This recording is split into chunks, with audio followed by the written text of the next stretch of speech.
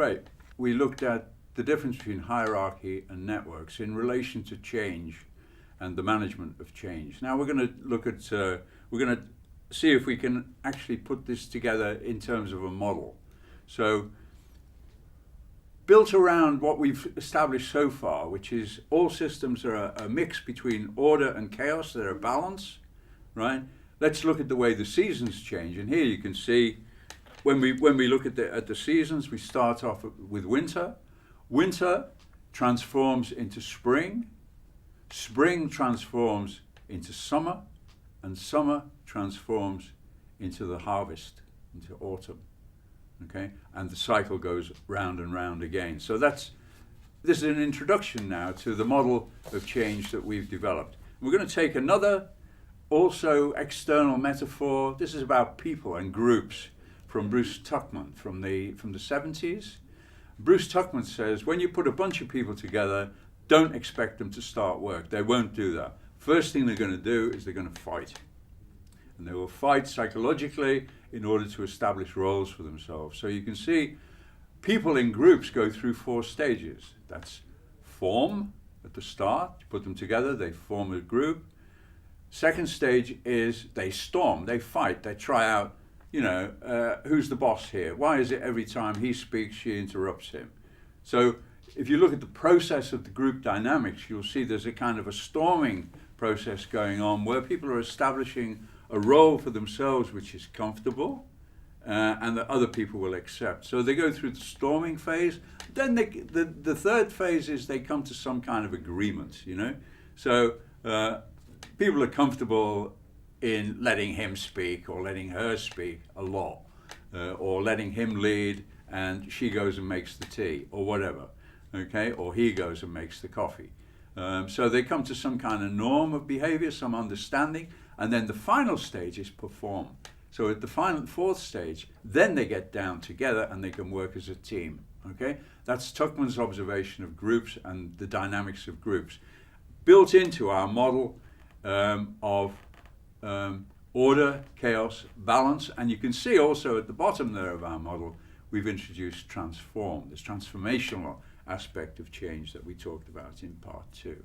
So here we can see then form, storm, norm, perform. Okay, great. So let's now look at the model that we've developed. We've been busy with this for 22 years, I think, 1994 we started, and this is what we've come up with. This is mostly from observation of what we've been able to see. And we call this model the EPAE system. It's Enhance, Perturb, Attract, Excite. And I'm going to explain those dimensions, those phases that an organization or a group or a system goes through in the process of change and transformation.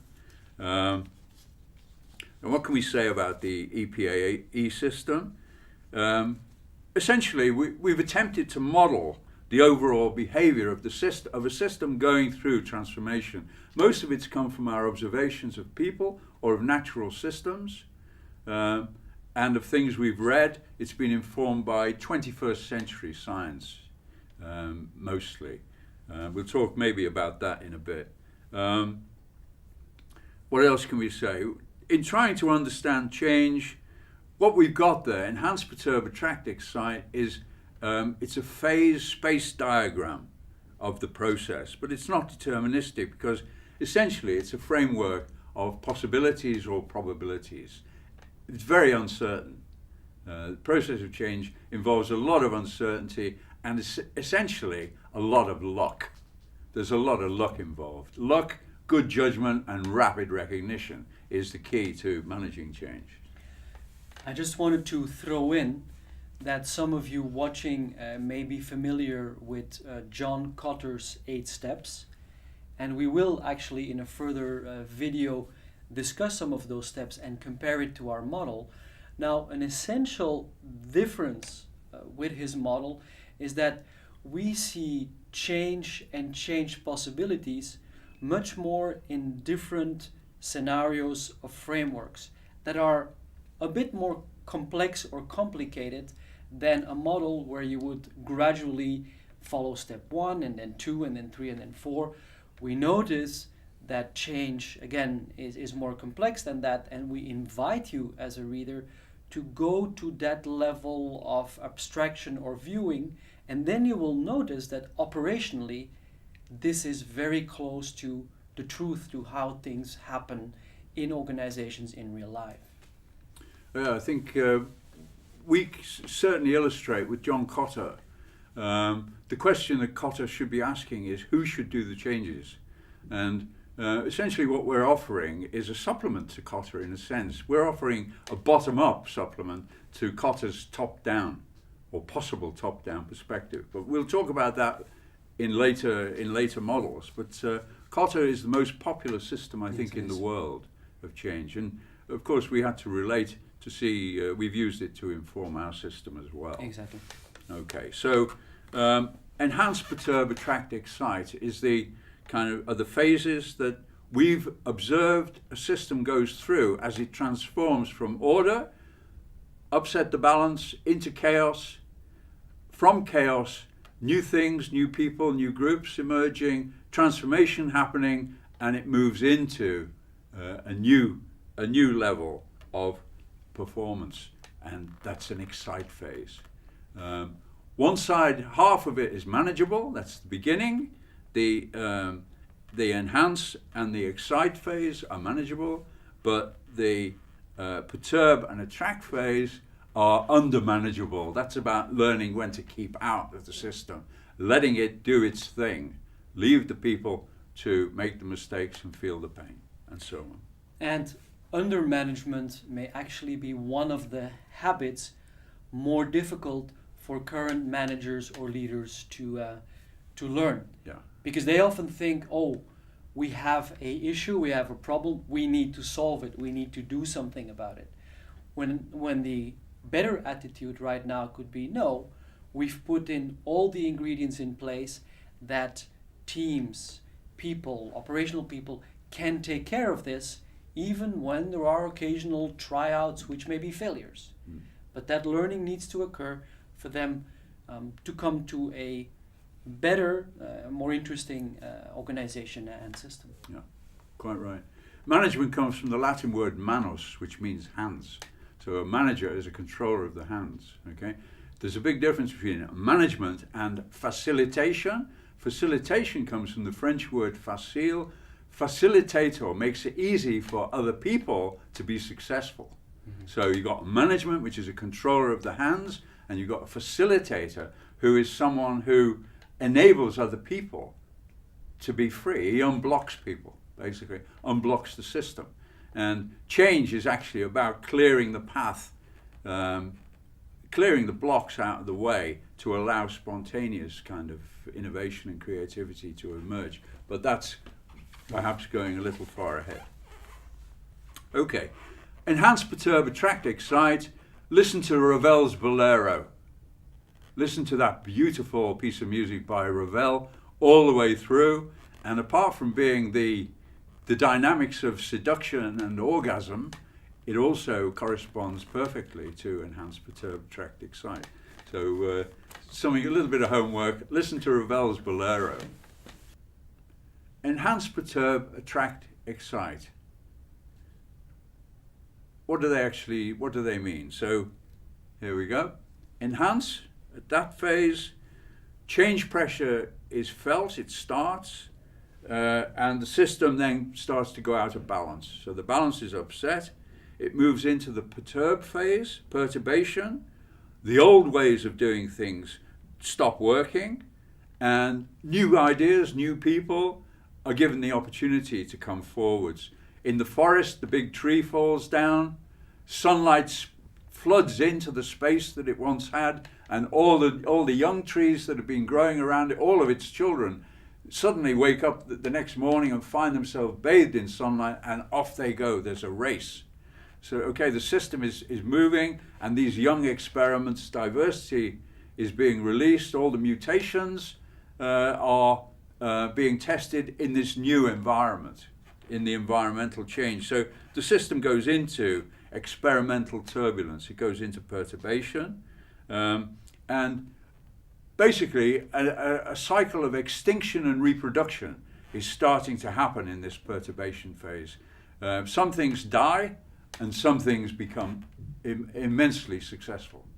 Okay, and the system then organizes itself into the chaotic phase. At that phase, all these new people, these new ideas, these new systems, this new way of doing things, they group, they self-organize, they get together, synergies can happen, it can build up, and a new pattern of order, a new species starts to emerge, and the system then will move into a phase, it goes through its transformation, and it goes to a phase of exciting, where environmental success develops and it starts to spread. So that's the final phase. Enhance, perturb, attract, excite. And we're just going to look at that back on the slide. So here you can see, enhance, change pressure is felt, system goes out of balance. Perturb, experiments are released, mutations are released, new types are released, the old ones die off. System goes into chaos, moves into the attract phase. In the attract phase, basically the survivors get together and group. They become stronger. Synergy happens. 1 + 1 = 5. Synergy. System goes into transformation. It begins to transform, and then it moves back into a new pattern of order, but at a higher level of orbit, essentially. So basically, because it fits the environment, it's successful in the environment, it goes back into a new order and becomes the new way of doing things, the new types. People with glasses are driving Porsches in the 21st century. They weren't in the 1980s when I was young. Okay, people who were driving Porsches in those days were people in suits. Okay, these days it's baseball caps and t-shirts and a Porsche. Okay, so the nerds have taken the 21st century. God bless them. Okay, to look at this system, two students of ours represented this in a pictorial way. So I'm going to show this now. So this is what one student said. So the enhanced phase is the heart. Okay, it's complete, it's there. And then the perturb phase, the heart gets broken. And then at the attract phase, a new heart is formed and the parts are put back together again. Reconciliation occurs. And in the fourth phase, the heart is healed. And eventually the stitches will be taken out. That's one model of enhanced perturb, attract, excite. And the second model from a student of enhanced perturb, attract, excite shows the difference between order, logic, rationality on the left, okay, the brain, and then on the right you've got all the creativity, because chaos is the source of innovation and creativity. Chaos is the brawn.